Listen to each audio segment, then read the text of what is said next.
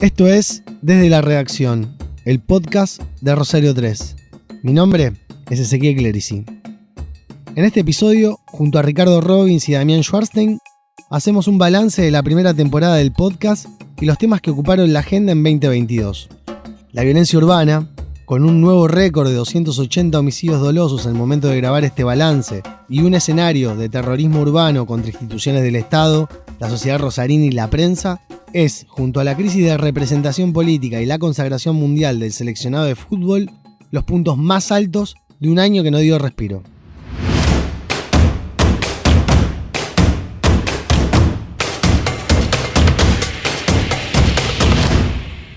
Como para hacer un balance de lo que fue este año que se está yendo, un año, en palabras de Ricardo Robbins, que está aquí a mi lado junto con Damián Schwarstein, que ahora los voy a presentar, extremo. Así que en principio le doy la bienvenida a Ricardo en primer lugar. Hola Richie, ¿cómo estás? Ese querido pelado, un gusto estar acá con ustedes.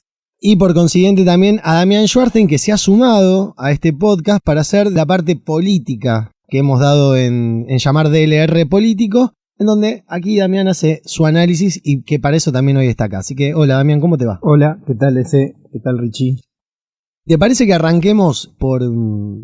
Es un año donde a esta altura que estamos grabando, en el día martes 27 de diciembre, estamos cerca de los 280 asesinatos dolosos, creo que la última vez que mire. Si no estamos ahí, pegamos en el palo. O sea que para cuando esto se publique, que va a ser el 1 de enero, no sabemos realmente cuál va a ser ese número. Y si lo comparamos con el número del año 2013, que había sido el récord histórico para el departamento de Rosario con 264, demuestra que hay algo ahí que no hemos podido resolver. Ni los rosarinos, ni los santafesinos, ni la nación como parte también de este entramado.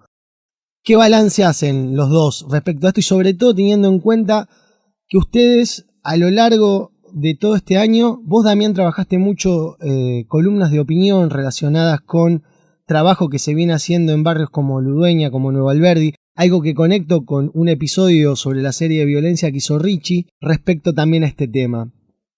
Bueno, dos miradas, dos cosas. Primero, conecto con tu último podcast de la mexicana Sayaco Valencia.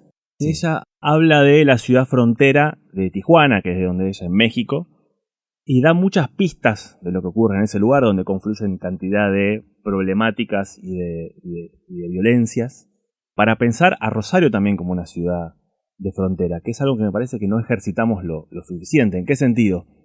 El narcotráfico, digamos, la puerta de salida al mundo, esa droga que baja desde el norte, desde países como Colombia, Paraguay y Bolivia y que llegan hasta acá, tiene a Rosario como la ciudad de salida al mundo. O sea, quizás no es tan palpable, tan visible como una ciudad frontera donde hay migraciones y las personas van y vienen, pero sí es una ciudad de frontera para el narcotráfico. Es una frontera fluvial, sobre todo para los mercados de Asia y de Europa. Y eso está bueno también que vos lo traigas a colación, porque Sayak, en toda esa explicación que ella hace de Tijuana, que para mí era lo interesante de hacer la entrevista con ella, y ese episodio en particular, es que contando cuál es su teoría sobre capitalismo gore en base a Tijuana, todo el tiempo que está hablando de México, por lo menos mi interpretación, estaba dando muchas pistas de nuestro presente. Es un libro escrito en el año 2010, o sea, tiene 12 años. Y es como un libro que te habla desde el pasado a este presente. Me parece que esa es como la riqueza que tiene, o por lo menos el balance que yo hago de mi intervención en la cuestión de violencia, que creo que es un tema que trataste mucho más vos y también vos, Damián. Ella también habla de crimen organizado y crimen desorganizado. Me parece que acá también tenemos esas dos facetas muy marcadas. Cuando uno ve las causas judiciales del narcotráfico propiamente dicho, de la macroestructura del narcotráfico, que es bien capitalista, ¿no? Que tiene una organización, que tiene tarifas, que tiene lógicas, que tiene un negocio muy aceitado. Ese negocio es el que explica después el narcomenudeo, que es un pequeñísimo, una ínfima parte del negocio que queda en la ciudad, y la generadora de violencia, que es más lo que se enmarca en lo que ella dice como crimen desorganizado. Claro. ¿No? Acá se desarmaron las bandas, hay un montón de pequeñas banditas, terceras generaciones, la violencia explotó este año, ya tenemos récord de homicidios, y en los barrios eso se traduce en violencia concreta, cotidiana. Es decir, esta sensación de que te dicen muchos vecinos de los barrios cuando vas, que no se puede salir a la calle a las 6 de la tarde. Es decir, es una cosa que afecta a la calidad de vida de la gente que vive en esos barrios todos los días.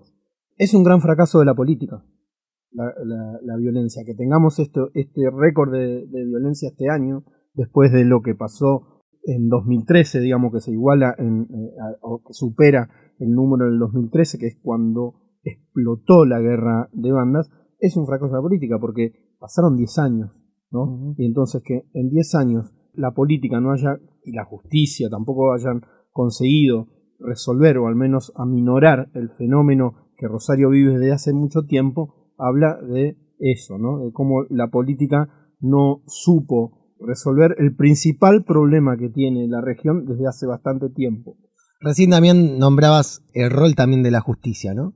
Y recordaba un episodio que grabó Agustín Lago junto con los fiscales Matías Ederi y Luis Echapapietra, en donde un momento Ederi, a lo largo de la conversación, llega a decir de que es momento también de que la sociedad santafesina discuta si realmente este modelo de persecución y represión contra la venta y el consumo de drogas ha sido una política que le ha resultado útil, y si no debería empezar a pensar en alguna forma de legalización de ese consumo, que seguramente es mucho más complejo porque tenés que sobrepasar leyes que son de carácter nacional, no solamente provincial. Pero me llamó mucho la atención en ese momento que un fiscal se atreviese a dar esa definición con tanta claridad. Y lo uno a esto que vos decías, digo, cómo la política tal vez necesita generar otros consensos y escuchar a algunos otros actores para empezar a tomar ciertas decisiones que seguramente no sean agradables para sectores de la sociedad, pero que al final pueden llegar a tener un resultado distinto al que hemos tenido hasta ahora. Con este marco no se ha logrado terminar con la violencia. Para mí hay una primera cuestión a observar ahí y de todo lo que estamos hablando. Primero, pensar que la violencia narco que padece Rosario es un problema de Rosario, o un problema solo de la provincia de Santa Fe. Yo creo que Rosario en realidad lo que es una pequeña Argentina. Y así como pasa con cuestiones económicas que en la provincia o en Rosario se adelantan situaciones que luego suceden a nivel nacional, justamente por su característica de ciudad de frontera, decía Richie, pero yo creo que es más por su característica de nodo logístico, es decir, tanto para el narcotráfico como para lo que es el principal bien que exporta la Argentina, que es la producción agropecuaria. Bueno, también en el tema de la violencia sucede que esto que está pasando en Rosario, o que pasaba en Rosario, que pasa desde hace un tiempo en Rosario, ya se empieza a ver en otros lugares del país, pero que además es un problema de la Argentina entera, y que hay una cuestión que de alguna forma lo dice mucho Hapkin, lo suele decir, que es una ciudad abandonada a su suerte, y en muchos aspectos es así. Es decir, cuando viene el ministro de Seguridad de la Nación y dice, se matan entre ellos, está desconociendo un fenómeno que es mucho más multicausal de lo que muchas veces se enfoca, digamos. Y está renunciando a su rol, que es justamente el de combatir eso, porque eso puede ser, no sé si la palabra es bien visto, pero tolerado desde algún sector de la sociedad, pero me parece que no desde la política, ¿no? Claro, la política justamente lo que debe hacer es, aunque la sociedad no lo esté viendo, aunque no sume votos, ver cuáles son las soluciones de fondo. Entonces sí, aparece esto que vos decís y que comenta el fiscal. Es decir, bueno, la guerra contra las drogas es una política que fracasó en todo el mundo, no solo en la Argentina. Sin embargo, la Argentina no discute cómo salir de esa política de la guerra contra las drogas. Entonces, ¿qué discute la política argentina con respecto al problema de la violencia en Rosario y en cualquier lugar del mundo? Si pone más policías, si vienen más gendarmes, si vienen menos gendarmes. Y sabemos que eso no es la solución de fondo, digamos. Eso solo puede generar una respuesta circunstancial ante un problema urgente, pero nunca va a resolver el fondo. Los escuchaba, pensaba en la palabra clave que es abandono, y así como la violencia se ve de forma cotidiana en los barrios, también el abandono, que en términos políticos y discursivos se expresa en la batalla más política, también se ve en los barrios. Recordaba la serie de violencia en los barrios que hicimos también para este hermoso podcast desde la redacción con todas sus ventanas, Que llegó a los 48 episodios. Con este que vamos a publicar va a ser 49. Bueno, y se terminó, llegamos al 50 por poquito a Por nada. una fiesta, con tantas fiestas que hay, nos faltó una. Bueno, la idea de ese podcast era ir a los barrios y grabarlo en los barrios, también con los sonidos, con lo que implica estar en el lugar. Y uno de los primeros fue con Coco ahí en Rancho Aparte Tablada, que es una organización que creó Javier Ruiz Díaz hace 10 años. Y ellos venían del problema de la pandemia, que por ahí para una clase media o sectores más acomodados medio que pasó, pero las organizaciones con presencia barriales las destruyó en muchos casos, ¿no? Las separó, las fragmentó, perdieron muchos sus talleres y coordinadores. Ellos además les habían asesinado a 3 pibes que participaban de sus talleres. Con la particularidad que también se habían quedado sin casa, sin sede para funcionar, y tomaron la casa de uno de los chicos asesinados, que su familia se fue del barrio, como nueva sede. Y claro, ir a grabar la entrevista ahí, estaban los orificios de bala de donde habían matado al chico, que ellos revocaron y los pintaron con círculos de colores, como si fuesen escenas del crimen que hace los gabinetes de criminalística, pero de colores, y como si fuese una medio murga funeraria, una cosa bastante fuerte. Y uno de los talleres que estaban haciendo en el nuevo Rancho Aparte, que parece que todo el tiempo tiene que volver a empezar, era un taller de reciclado de aceite quemado, que es un residuo muy contaminante, muy hostil, y que ellos lo convertían en jabón o detergente biodegradable, o sea, me pareció muy, muy simbólico. Y como de la nada, o sea, Coco es joven, una persona, digamos, con mucha energía, pero no mucho más que eso. Ya se había generado un programa con el programa Espuma Nacional, iban mujeres y jóvenes a aprender a hacer eso, salían a vender en las ferias, y de nuevo, esto de cierta también vitalidad y empuje aún con todas las dificultades, hacer cosas de los barrios que no siempre se refleja en los medios. En general hablamos de la violencia y no de esto otro, pero eso funciona en un entrelazado también cotidiano, que es difícil también de ver y de contar, pero es la contracara de ese abandono más político.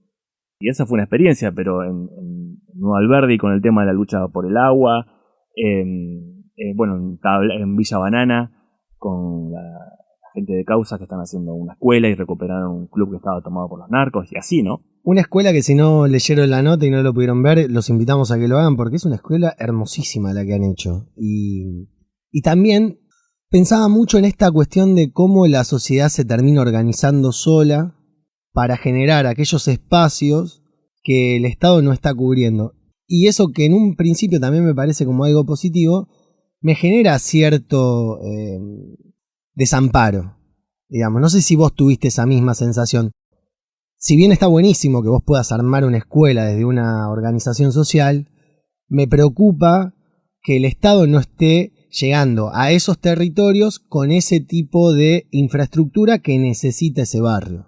Sí, ahí eso es muy interesante, porque aparte me parece que está bueno que si de alguna manera el periodismo también sirve para algo, es para visibilizar estas situaciones y que a lo mejor se genera una salida a partir de visibilizar esas situaciones. De hecho, la gente de Causa se juntó con la municipalidad porque hay una serie de manzanas que quedaron fuera del plan de urbanización de Villa Banana y eso se va a incluir. Y este club, que está medio hecho de la nada, sobre tierras de la provincia que fueron de alguna manera ocupadas, se va a hacer un comodato para regularizar. Eso se está trabajando ahora, después de la nota, un poco las partes se juntaron. Como por otro lado, cuando los estados articulan con las agrupaciones y las personas que viven en los barrios, realmente surgen cosas interesantes y soluciones. Está lo de Nuevo Alberdi, Pelado, vos también viste la experiencia. Sí, es muy interesante esa experiencia donde, bueno, un barrio, hay varios barrios de la ciudad, de hecho, casi todas las villas de la ciudad no tienen servicio regular de agua potable. En Nuevo Alberdi tiene fuerte presencia Ciudad Futura, se planteó regularizar las conexiones de agua potable dentro de un plan de urbanización también lanzado allí, como se han lanzado por suerte en otros barrios, y bueno, ahí sí, hay una articulación muy interesante, ¿no?, entre las organizaciones sociales y políticas con presencia en el barrio y el Estado comprometiéndose con esos proyectos que las organizaciones les llevan. No está mal que las organizaciones lleven los proyectos, porque las organizaciones, incluso en lo alimentario muy fuertemente, son de alguna manera un brazo del Estado en esos lugares de donde el Estado se retiró, se fue retirando a partir de los años 90, fue perdiendo presencia en esos lugares, más fuertemente aquí en los últimos 10 años, en todo caso, en Rosario, y bueno, y el lugar y el vínculo a través del cual está consiguiendo regresar a los barrios el Estado es justamente a través de las organizaciones sociales y a través de los proyectos que estas organizaciones sociales llevan a la municipalidad, la provincia, la nación también, que tiene participación en esto, para generar situaciones concretas de inclusión. Es decir, claro. Porque dar agua es incluir. Sí, claro. Y lo que se necesita en los barrios para bajar la violencia es incluir. Entonces sí, es muy interesante lo de la escuela, ni hablar. Bueno, también en Nuevo Alberdi está la situación de la escuela, ¿no? De la escuela de la ética, futura, la ética, sobre la cual también sí. Richie y Ezequiel grabaron un podcast. Y como buena parte de todo esto surge este proyecto de RENAVAP, esta Ley Nacional de Barrios Populares, que fue aprobada durante el macrismo. Sí.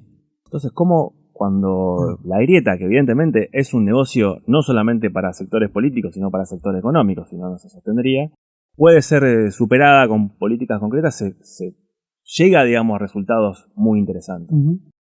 De hecho, lo que se puso en escena en Nuevo Alberdi es eso, ¿no? Es la ruptura de la grieta.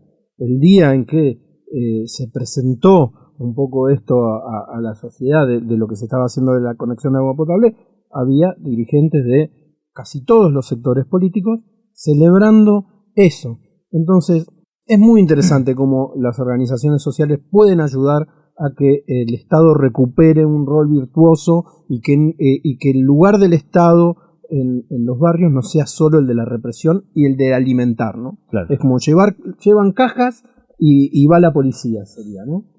Caja o bala sería. Y la realidad es que lo que demuestran estas cosas es que hay recursos para llevar adelante un montón de proyectos interesantes que mejoren la calidad de vida de la población y que muchas veces esos recursos no se aprovechan porque no está la lucidez de presentar los proyectos necesarios para que se aprovechen. Siguiendo con el tema de seguridad, ¿cuál fue el análisis que vos hacés de este tema teniendo en cuenta que pudiste grabar con Pedro Vaca, ¿no? Sí, Pedro Vaca. Pedro Vaca, que vos me vas a aclarar bien ahora a qué organización pertenece y se me acaba de ir de la cabeza, pero donde pudiste hablar cuestión de la violencia contra el periodismo y ellos tenían muy en claro qué estaba pasando en Rosario. Estamos hablando de gente que no está en la ciudad, que son parte, digamos, de estructuras transnacional. La CID. El nombre igual es complejo. Creo que es Relatoría Especial para la Libertad de Expresión de la CID. Jamás me iba a acordar. No es fácil. Para la tarjetita es un poco larga. Sí, esa entrevista, charla, la grabamos en Bogotá. Yo fui ahí para el Festival Gabo de Periodismo y en una recepción que hubo ahí cuando llegamos los periodistas que íbamos a participar, estábamos todos muy contentos, festejando la primera cena. Y Jaime Abelo, que es el cofundador junto a García Márquez de la Fundación García Márquez, nos contó que uno de los periodistas que iba a participar de uno de los talleres lo habían asesinado ahí en Colombia. Y hablando con Pedro Vaca, él nos contaba que era el tercer periodista asesinado en Colombia de más de 35, quizás ya son 40, en todo el continente. Pero que no había que comparar la situación de Rosario y en ningún lugar con otro, ¿no? Que en Rosario no había ocurrido amenazas y después ocurrió lo del atentado aquí frente a la empresa, y eso tenía una gravedad por sí misma sin comparar con México, con Colombia, donde ya había una tradición de periodistas asesinados. Eso sería por las características propias de la Argentina, digamos. Para Argentina y para Rosario ya era muy fuerte. Era un montón. Era un montón. Y que si bien el asesinato es como un caso de censura extrema, el solo hecho de la intimidación, de la amenaza, ya es un condicionamiento a la democracia, al sistema democrático, en tanto en cuanto la libertad de expresión se ve condicionada. A nosotros mismos para ejercer nuestro trabajo. Bueno, hablamos mucho en esa semana, no tanto ahora, que también fue un ataque muy grave, pero lo discutimos mucho más con la bandera de Telefe, que dejaron en Telefe, esto de la autocensura, si estaba bien, si estaba mal. Lo que Pedro Vaca dice en esa entrevista, por su experiencia, es que el miedo es un buen consejero, digamos, la autocensura no está tan mal en estos casos, ¿no? Cuidar la vida es como un valor fundamental. sin dejar de exigir que esto no ocurra. Y él me decía, está muy bien que las autoridades políticas, que él veía que en Rosario y en Argentina sí había una reacción y una condena de forma consensuada, pero lo que faltaba claramente era una respuesta de la justicia. Porque cuando estos hechos no se esclarecen, entonces la posibilidad de que repitan es mucho mayor. Y ahí me parece que a lo mejor no estamos poniendo tanto el foco. No sé si estamos siguiendo las causas de esas dos amenazas como deberíamos. Damián, ¿qué recordás de estos dos hechos que marca Richie respecto a las amenazas a periodistas, y qué repercusión sentiste en la política local, provincial?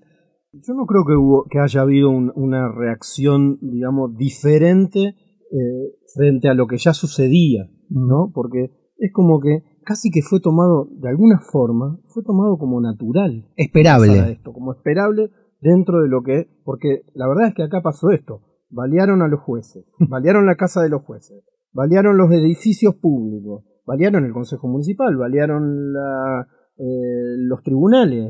Sí, éramos el casillero que faltaba. Era lo que faltaba, ¿no? Entonces como que fue prácticamente natural que pasara esto dentro de todo el clima que vivimos. Y no encontré una reacción, es decir, no encontré una reacción diferente, porque lo que volvió a plantearse es, de parte del intendente Harkin, que, digo, más allá de un montón de cuestionamientos que pueden hacérselo, hay algo que no se le puede cuestionar, que es que puso el cuerpo siempre. Es decir, que siempre reclamó, siempre frente a los hechos, nunca se refugió en el silencio, digamos.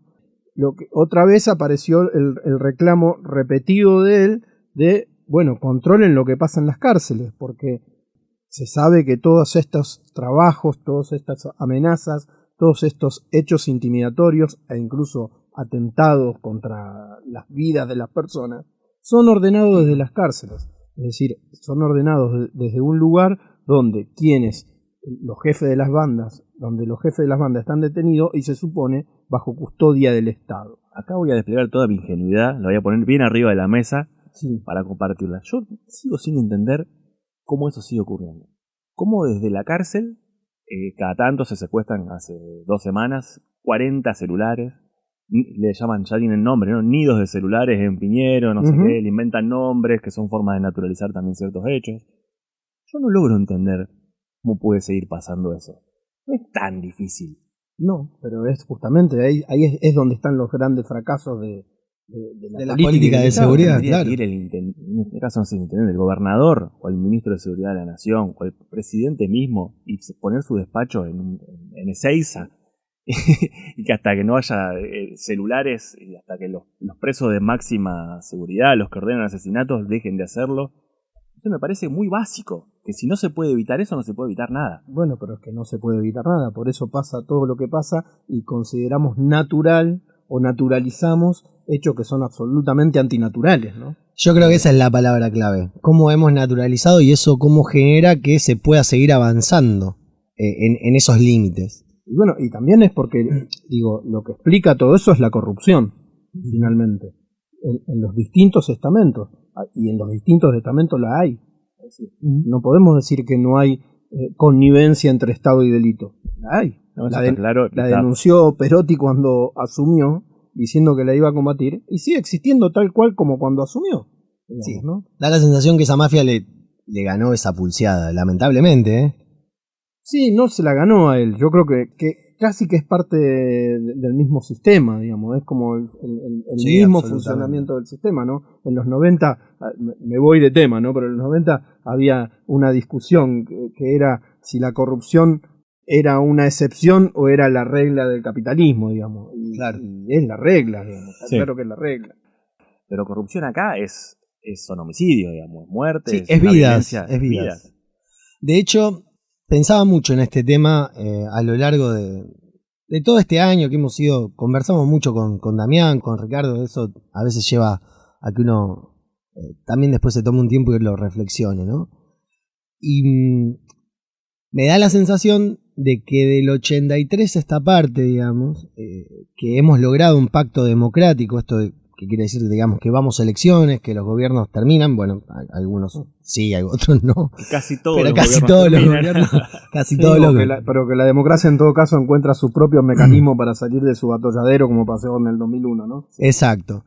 Pero sí, lo que no logró, por lo menos esta es mi interpretación personal, es lograr una estructura que le permita generar cierto orden. Y a veces da la sensación de que la política no logra resolver perdón, todos estos problemas porque hay una lógica de vengo por la mía. De cada una de las corporaciones que forman la política, porque a veces nosotros hablamos de la política y pensamos que son solamente el político profesional.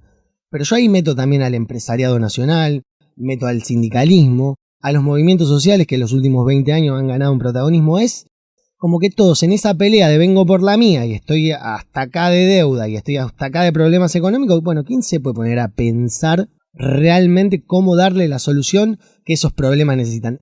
Creo que ustedes lo marcaban muy bien cuando hablaban de la experiencia de Nuevo Alberdi y de Ludueña, en donde las organizaciones trabajan con el Estado. Algo se logra, algo de orden se logra. Yo me quedo con esa sensación, ¿no? De desorden que no permite que lo otro se ordene y entonces seguimos en esta cosa dando vueltas, mordiéndonos la cola.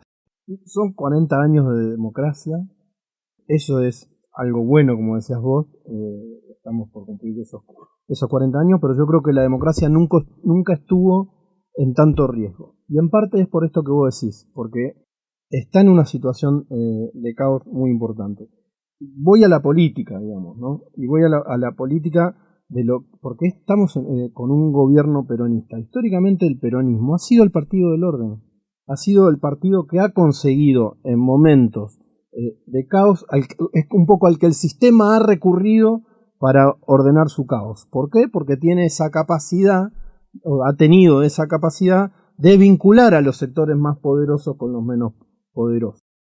Sin embargo, eso se ha roto. Es decir, la propia crisis del peronismo ha implosionado esa propia característica del peronismo. Y hoy el peronismo se encuentra en una situación que podría leerse como bastante parecida a la que vivía el radicalismo en el 2001. Sí. Como parte del problema de la desintegración. Entonces, lo que no se vislumbra, y yo soy muy pesimista en eso también, es digamos, el próximo gobierno todo indica que no va a ser peronista, pero además con un nivel de fragmentación política nunca vista. Entonces, cuando la política se fragmenta tanto y no consigue vincular intereses de distintos sectores, pasa esto que vos decís. Cada sector impone su propio interés y eso se transforma en una especie de guerra de intereses, que lo que está pasando en la Argentina con esa guerra de intereses es que hay un empate permanente entre los distintos. El tan mentado empate hegemónico. Claro, el tan mentado empate hegemónico que impide generar es decir, políticas de direccionamiento. Es decir, ¿hacia dónde vamos? No sabemos. ¿Hacia dónde va esta gestión? No sabemos. Y hacia dónde va a ir la que viene, podemos presumir hacia dónde va a intentar ir. Pero también podemos presumir que no va a poder. Los escucho muy atentamente y recuerdo todo el debate de la ley de humedales. La ley de humedales llegó, tiene 10 años de no salir, o sea, una ley que está en eterno cajoneo, hablando de la parálisis de distintos pujas de intereses. Y ahí lo de la grieta también se desdibuja, porque vos tenías claramente dentro del frente de todos sectores que lo impulsaban, sectores que se oponían, y lo mismo pasaban Juntos por el Cambio. Por eso era muy difícil a veces de contar lo que estaba pasando y había como una incomprensión de cuál era el debate y de por qué no sale la ley. Porque lo que hay detrás son más corporaciones económicas operando a través de sus distintos representantes de distintos intereses. Lo que ocurrió que el famoso proyecto de consenso, que era el diputado Grosso del Frente de Todos con la mayoría de las organizaciones socioambientales, finalmente se demostró no ser de consenso dentro de la Cámara porque fue dictamen de minoría y el dictamen de mayoría fue el de Juntos por el Cambio, que con mucha habilidad logró generar un consenso interno, incluso de los sectores que están en contra. Lo que yo no tenía bien en claro es que la dinámica propia del Congreso hace que el sector que logra el dictamen de mayoría, después es el que pide la sesión. Con lo cual, el dueño del debate por la ley de humedales dejó ser grosso y del Frente de Todos y pasó a estar en manos de Juntos por el Cambio, que o no pidió o no logró llevarlo al recinto, con lo cual otro año más vamos a estar sin media sanción de ley de humedales y todo indica que el año que viene, año de elecciones, tampoco. O sea, esa parálisis tiene beneficiarios y vuelvo a la idea de que la grieta tiene ganadores. Y no solamente Cristina y Macri en lo político. Ganadores concretos, o sea, los intereses que no querían la ley de humedales ganaron y van a seguir ganando. O sea que hay ahí un entramado de intereses que le resulta muy funcional esta parálisis del sistema democrático. Es una metáfora de la Argentina, lo de la ley de humedales. Vos lo escribiste eso, ¿no? Sí, sí, justamente escribí un título que era eso, ¿no? La ley de humedales es una metáfora de la Argentina, porque justamente pasa eso, es decir, en el vacío de política, finalmente, de política clara, de lineamiento político claro, se terminan imponiendo los intereses sectoriales más poderosos. Claro. Es decir, los que tienen más capacidad de influencia económica. Que para eso sirve la política, ¿no? Para que las mayorías se Para organicen. arbitrar. Es decir, la política sirve para arbitrar, para equilibrar, claro. Para equilibrar, para poner freno. Y lo que te decía en el Frente de Todos es, nadie está al interior del oficialismo conduciendo esto. Claro, porque, digo, mira, si querés lo traslado a otra cosa, que es la ley de matrimonio igualitario.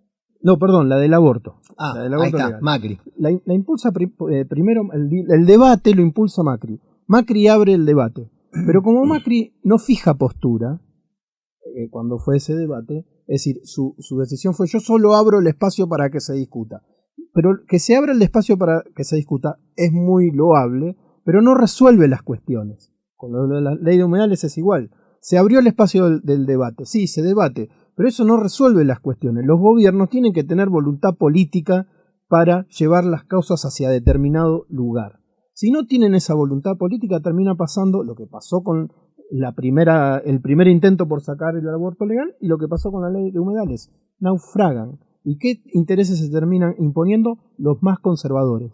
No produce cambio no direccional. Queremos que la cosa cambie, hay que fijar direcciones. Los gobiernos deben fijar lineamientos claros hacia dónde tenemos que ir. Por eso estos armados de frentes amplios, terminan siendo un obstáculo después para generar eso. Claro. Sobre todo si después vos tenés que, a la hora de ganar, lotear el poder. Algo que en 2015 Macri no hizo, y podríamos tener críticas o aciertos hacia su gestión, pero él concentró todo el poder. El Frente de Todos, en 2019, al lotear el Estado, diluyó aún más ese poder. Y lo que necesita una gestión, que es algo que Damián viene marcando a lo largo de sus intervenciones, esta cuestión de tener un direccionamiento, no te lo va a dar nunca si vos tenés todo repartido en partes más o menos iguales. ¿Quién es el que tiene la virome, la decisión en un ministerio? ¿Es el segundo? ¿Es el primero? Todas esas cuestiones también han dificultado mucho ese ejercicio de la política. Yo me quería meter acá, a ver qué les parece. Y hay algo que estaba recién hablando Damián con respecto a cómo se van atomizando los partidos políticos, van perdiendo poder. Y mirá el salto olímpico que te pego. A lo largo de este año hemos tenido por lo menos 2 elecciones internacionales que han sido muy importantes para el mundo y la región. Brasil, Bolsonaro versus Lula. Marine Le Pen versus Macron, elecciones de Francia. Una elección histórica porque si bien la centroderecha, la extrema derecha que representa a Marine Le Pen pierde la elección, nunca estuvo tan cerca de poder igualar o inclusive ganarle a un partido de una extracción más de socialdemócrata. Y lo traigo a la Argentina. Nosotros vamos a un proceso electoral que está por comenzar en 2023, en donde las principales figuras de ambos partidos todavía no tienen definido un candidato, un proyecto, pero hay una figura que viene creciendo muchísimo, o que por lo menos está hoy en la discusión política, que es Javier Milei. ¿Cómo ves? Te pregunto en particular a Damián, vos también, Richie, si te querés prender, me parece genial, que en un 20%, según algunos sondeos que hemos tenido la posibilidad de ver, se inclinan por una opción que dice que hay que prender fuego el Banco Central y que hay que prácticamente destruir la clase política porque es una casta que no sirve para nada y que vive de los trabajadores. ¿Qué pasó ahí para que esta persona tenga este nivel de aceptación? Primero, una observación tangencial. ¿Vieron que con el Mundial Milei desapareció del mapa? No había prestado atención. Nadie habla de Milei y Milei también se llamó silencio. ¿Por qué? Porque la gente está más contenta, la gente está alegre y propuestas como la de Milei no funcionan cuando hay alegría. Solo funcionan en la negatividad, enojo, claro. En el enojo, en el odio, en la descalificación. Es decir, no son propuestas constructivas, son propuestas destructivas. Y a mí me impresionó mucho eso, como Milei desapareció del mapa, no salió ni a festejar el Mundial, porque su rol es otro, su rol es marcar todo lo malo, no ver cuando hay algo bueno. Impresionante. Cuando estamos descorchando no tenemos ganas de ir a romper todo, tenemos ganas de festejar. Y cuando no queremos romper todo, ese tipo de propuestas no tienen lugar. Claro. Y lo que, entre otras cosas, nos dio el Mundial es el diciembre más despreocupado en cuanto a las cuestiones de política y sociales. Y alegría, yo nunca vi. De los últimos, 20 años. Fui caminando en Monumento, nunca vi una ciudad tan alegre con tanta gente festejando. Y la otra cuestión es, no hubo violencia. En ese clima, los Milei no tienen lugar. ¿Por qué Milei sí tiene lugar de todos modos y lo va a volver a tener con ese porcentaje que vos comentabas de cercano al 20% o más o menos? Porque capitaliza gran parte del enojo que hay de la sociedad con su representación política, y es con toda la representación política, porque no es un enojo con el gobierno, es un enojo con el gobierno, hay un fracaso del gobierno, pero los que apuntan a reemplazar al actual gobierno también fracasaron y también decepcionaron. Entonces, como a un mal gobierno le sigue otro mal gobierno, bueno, la política en su fracaso, en su conjunto fracasa. Entonces, ¿y vos crees que eso es lo que da espacio a que estos que aparezca el discurso? Claro. Sí, porque es un discurso antipolítica. Es decir, obviamente después se vale de las herramientas de la política como la elección o ahora para llegar al Congreso y también ser parte del Estado e incluso hacer cosas que él mismo repudia en su discurso, como no participar de sesiones clave del Congreso, digamos, ¿no? O hacer el circo ese que hace cuando donaba el sueldo. Pero lo que le da lugar a eso es el fracaso, la pérdida de representatividad de la política tradicional en su conjunto. Y bueno, hay a nivel mundial una derechización de las sociedades, porque también hay un fracaso de los progresismos en la administración de los problemas más acuciantes. Acá podemos mencionar muy claramente el tema de la seguridad, es decir, en Rosario. El progresismo ha fracasado en la administración de eso. Entonces, cuando el progresismo fracasa, eso da espacio a los discursos más duros, más retrógrados. Incluso, bueno, hay una candidata que hace campaña diciendo que va a sacar a los militares a la calle, digamos, ¿no? Sí, y además, este año, hablando de año extraordinario y extremo, también a nivel nacional, en la política nacional, ocurrió un caso que no es solamente de violencia discursiva, de proyectos muy disruptivos, no sé cómo calificarlos, que fue el intento de asesinato de Cristina Fernández de Kirchner, que le gatillaron en la cabeza, que ya parece como algo lejano o que no tuviese repercusiones, pero evidentemente sí las tuvo y las tiene, digamos. Y justamente ese hecho protagonizado por grupos que tradicionalmente podrían haber sido votantes del peronismo, pero que se encuentran absolutamente desencantados con cualquier representación política y terminan recurriendo a esa locura, digamos, ¿no? Terminan encarnando de alguna forma violentamente toda la locura que hay en la sociedad, ¿no? Otra vez volvemos a la corrupción alrededor de todos los fenómenos vinculados a la política, sin querer, o sea, yo no adhiero a ese discurso, pero en los hechos aparece. Qué difícil que se logre estos consensos que nosotros pregonamos o que conversamos de acá o que creemos tan necesarios, cuando se dan ese tipo de vinculaciones, por lo menos indirectas en este momento, no lo sabemos, la justicia todavía no ha llegado a un veredicto respecto a la línea Milman, ni a la posible financiación de estos grupos, pero que ya te ponen en un lugar de decir, bueno, si vos después te tenés que poner a negociar con esta persona para llegar a un punto de acuerdo que te permita tener una expectativa de futuro, qué difícil que se hace, ¿no? Es muy difícil, ¿no? porque toda la estructura del Estado está vinculado a las mafias, a propósito de que hablábamos de lo que pasa con la violencia en Rosario, ¿no? Porque cuando pensamos, por ejemplo, en el atentado de Cristina, también vemos que hay un tremendo, y en las cuestiones posteriores, como el Lago Escondido, hay un tremendo entramado entre la política, los grupos empresarios y los servicios de inteligencia. Y la justicia. Porque, por ejemplo, no se va a esclarecer el atentado a Cristina, yo creo que no se va a terminar de esclarecer, porque, entre otras cosas, porque desapareció el teléfono de Sabac Montiel, del tipo que le quiso disparar. ¿Y cómo es que desaparece, que se borra la memoria del teléfono del tipo que le quiso disparar a Cristina? Bueno, eso es obra de los servicios de inteligencia y de las fuerzas de seguridad vinculados con la justicia y con los grupos económicos y políticos que representan. Entonces, es como no ser pesimista. Es decir, cómo pensar que nos vamos a poder desembarazar de todas las estructuras mafiosas que terminan condicionando permanentemente nuestra vida cotidiana. Este podcast se publica el 31 de la noche. Sí, el primero te levantás y escuchás esto.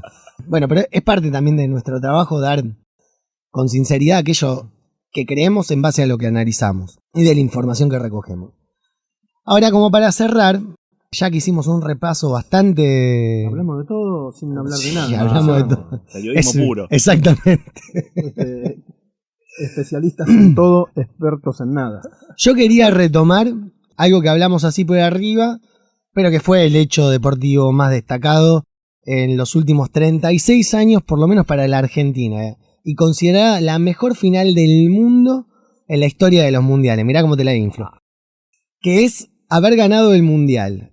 Más allá de esos lugares comunes, de qué enseñanzas nos deja la selección de Scaloni, que es como esa cosa de querer vincular, no sé, lo que debería ser la Argentina y la política con eso, que me parece una truchada tremenda. Sacarse una foto con Messi como si eso fuese una transfusión al político de toda su energía positiva. Me parece Pero sí me gustaría saber qué les pasó a ustedes con este mundial. Nosotros hemos hecho 2 capítulos relacionados con el mundial, 3, perdón. Uno sobre Qatar en sí mismo, de qué significaba Qatar. Uno después de lo que fue perder con Arabia Saudita, que fue un golpazo para todos, que me encantaría saber qué le pasó ese día. Yo lo tengo muy claro, me quería morir. Y otro, cuando pasamos a Croacia y nos íbamos a enfrentar a la final, que esos 2 los grabaste vos, Richie. ¿Vos crees que yo me ponga a llorar acá en Absolutamente. vivo? Y cuente, porque son emociones. Un estallido de emociones. Con 2 tipos que aparte para vos son muy importantes, como Julián Álvarez y Enzo Fernández. Bueno, sí. Al margen de lo futbolístico, que tuvimos muy buenos análisis de periodistas deportivos de la casa en esos podcasts, que además cuando sembramos la trampa de si después de Arabia Saudita eso era un golpe a la mandíbula de cristal de boxeador, todos dijeron que no, que había futuro. Así que había fe. Sí, extendimos la trampa y no cayeron. Me parece que esa alegría popular, masiva en la calle, sin mayores incidentes, además del éxito deportivo, nos va a quedar para siempre. Esa vivencia con miles y miles y miles de personas en la calle, a mí fue increíble. Una hermosura. Una hermosura. A mí me conmovió mucho lo que sucedía en Qatar. Toda esa comunión que se dio entre el equipo y la hinchada me generó, me conmovió. Soy un tipo bastante duro para esas cosas y sentía que eso era algo hermoso, maravilloso. Esa inversión por ese momento. A mí, ¿sabés era qué me muy, muy también? lindo. La cantidad de hinchas de la selección argentina. Bueno, ahora se hizo muy popular el fenómeno Bangladesh y demás. Pero, por ejemplo, en Colombia conocí a un periodista venezolano que era hincha de la selección argentina y tenía en el fondo de pantalla del celular a la selección argentina, y después de cada partido me escribía para decir que ganamos. Mucha camiseta argentina en Colombia, en otros en Perú. Lo que me parece que se generó un consenso general es que era justo que Argentina fuera campeón del mundo. Era lo justo, a pesar de todas las dificultades que encontró en el camino. Yo bueno, obviamente también sentí mucha emoción, como todos, por lo logrado. Me gustó eso que produjo la selección y el fútbol como último bastión para la construcción de una identidad nacional en un panorama, lo vinculo con la política, en medio de esta fragmentación, de esta situación donde durante todo el año nos estuvimos todos odiando con todo. Finalmente la Argentina encontró en este grupo de la selección nacional un lugar desde donde construir algo de identidad nacional. Me gustó mucho ver eso escenificado en la calle, como decía Richie, fue muy hermoso verlo escenificado en la calle, ver a mis hijas en eso por primera vez, porque bueno, nosotros con otra historia por ahí ya lo hemos tenido, mismo con situaciones políticas, ¿no? Hablamos de los 40 años de la democracia, la recuperación de la democracia en el 83 produjo esa algarabía, este tipo de situaciones, claro. Este tipo de algarabía y de situaciones que nos unen bajo la misma bandera. Y después una cuestión voy a plantear una cuestión medio religiosa, ¿no? Con esto de lo que pasó sobre todo en la final, ese partido infartante y ese final que como decía antes, termina siendo justo que Argentina saliera campeón a pesar de que estuvo al borde de no serlo si entraba esa última pelota que sacó el Dibu a la izquierda, o si a los franceses le iba mejor a los penales, si hubieran tenido un arquero más parecido al Dibu. Hay una cosa que me quedo, que es que lo tuiteó Mariano Darrigo, periodista de La Capital, y me quedó así grabado, que es: Dios existe y es un sádico hijo de puta. Nos faltaba religión, creo que era el único tema que nos faltaba, lo tocamos sobre el final, ya está, todo. Simplemente como para cerrar, contar de que, bueno, nos quedaron afuera algunos temas, ya se nos va haciendo muy largo, pero lo quiero decir, que es todo lo que tuvo que ver con la cuestión de economía, de narcolavado, de hidrovía, que tan bien trató y investigó y abordó tanto Federico Galloso, sobre todo la parte de lavado, toda la cuestión económica, Mariano Galíndez, que tuvo también un rol bastante protagónico dentro de lo que fueron estos 49 episodios con este que estamos grabando. Así que también extenderles un saludo y un agradecimiento a todos los periodistas de la casa que pasaron por acá. Sabrina Ferrarese, Ludmila también hizo... Ludmila López hizo un podcast muy valioso. A Lalo, por supuesto. Director de Rosario 3. Exactamente, que fue la persona... de los podcasts deportivos. Pero sobre todo que fue la persona que confió en esta propuesta que le llevamos con Ricardo a principio de este año que se está yendo y que cuando lo escuchen va a ser uno nuevo. Así que darle muchas gracias a Lalo, a la conducción de la empresa que también le dio el ok a este proyecto y esperamos que... A Soledad Masín, por ejemplo. También, por supuesto, no nos vamos a olvidar de alguien, o sea... Bueno. Entregate. Aquí no estamos olvidando. Y hay que invitar a la gente a que vea a que escuche los episodios anteriores, que están buenísimos. ¿Cómo lo hacen, Ezequiel? Bueno, nos pueden encontrar obviamente en la sección podcast de Rosario 3, que es lo que recomendamos que hagan, pero también nos van a encontrar en el canal del 3 como... De YouTube. Exactamente, de YouTube, en el canal de 3 de YouTube, como desde la redacción, ahí armamos una lista con todos los episodios. Si nos escuchás por Spotify, en Spotify estamos como desde la redacción, lo mismo que en todas las plataformas que tienen podcast, por lo general en la que vos usés, vamos a estar. Nos tenés que buscar y seguramente estamos ahí. Así que desde este lugar los invito a que lo hagan. Bueno, nos vemos en la segunda temporada de Desde la Redacción. Un abrazo para todos y gracias por estar ahí. Al momento de cerrar la edición de esta entrega, el frente del Grupo Televisión Litoral, donde funcionan Canal 3, Rosario3.com y Radio 2, fue atacado a tiros por segunda vez en tan solo 16 días, pese a tener custodia policial al momento del ataque. Desde la redacción es una creación de Rosario 3, Grupo Televisión Litoral. Gracias por tu atención.